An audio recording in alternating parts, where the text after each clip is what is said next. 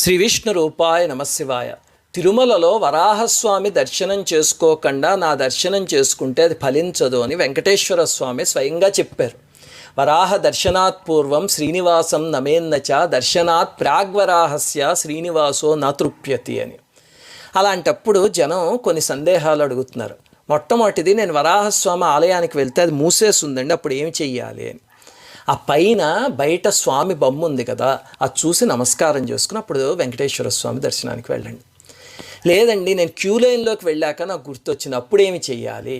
ఏమీ లేదు, సరిగ్గా మీరు ఆనంద నిలయంలో బంగారు గోపురం ఉన్న వాకిల్లోకి వెళుతూ ఉంటే ఎడం పక్క స్తంభం పైన వరాహస్వామి బొమ్మ చెక్కుంచారు. దీనికోసమే ఆయన్ని చూసి నమస్కారం చేసుకుని అప్పుడు వెంకటేశ్వర స్వామి దర్శనం చేసుకోండి.